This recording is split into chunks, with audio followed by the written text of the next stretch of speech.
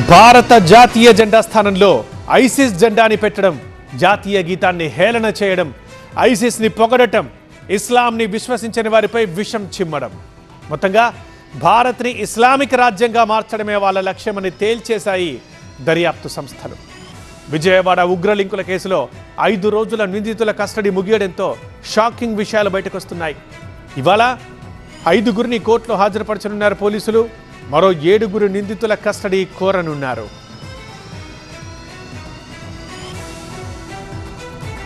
A1 Mohammed Rahmatullah Sharif, A2 Mohammed Danish, A3 Mirza Sohail Baig, A5 హైదరాబాద్కు చెందిన Saida Begum, A11 బళ్ళారివాసి Abdul Salam. ఈ 5గురిని 5 రోజుల పాటు ఎన్ఐఏతో సహా ఇతర రాష్ట్రాల యాంటీ టెర్రరిస్ట్ స్క్వాడ్స్ విచారించాయి.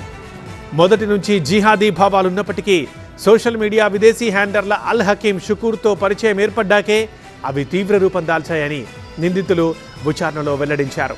అతడి ఆదేశాలతోనే నిషేధిత ఉగ్రవాద సంస్థ ఐసిస్ కార్యకలాపాల్ని భారత్లో వ్యాప్తి చేయడానికి, జిహాద్ కోసం ఆత్మాహుతి దాడులకు పాల్పడేలా యువతను ప్రేరేపించడానికి పూనుకున్నామని నిందితులు చెప్పినట్లు తెలిసింది.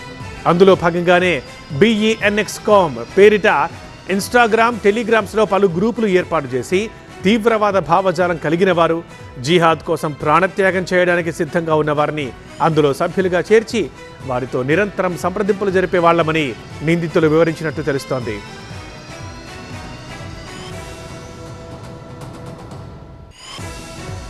ఈ అందరినీ అల్ హకీం షుకూర్ అనే వ్యక్తే లీడ్ చేస్తున్నట్లు అధికారులు గుర్తించారు. అయితే నిందితులెవరూ అతన్ని ఎప్పుడూ నేరుగా కలవలేదని, అసలు అతడు ఎలా ఉంటాడో కూడా వాళ్లకు తెలియదని అంటున్నారు.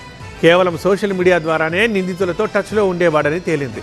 సామాజిక మాధ్యమాల ద్వారా యువతని ఉగ్రవాద భావజాలం వైపు ఆకర్షించి వారిని పాకిస్తాన్, ఆఫ్ఘనిస్తాన్లకు పంపించి మిలిటెంట్ శిక్షణ తీసుకునేలా ప్రేరేపించాలని తమని షుకూర్ ఆదేశించేవాడని, వాటిని తాము పాటించేవాళ్లమని నిందితులు అధికారుల దగ్గర ఒప్పుకున్నారు. మొత్తంగా ఈ షుకూర్ ఎవరు, ఎక్కడుంటాడు, ఎలా పట్టుకోవాలన్నది ఇప్పుడు అధికారుల ముందున్న సవాల్.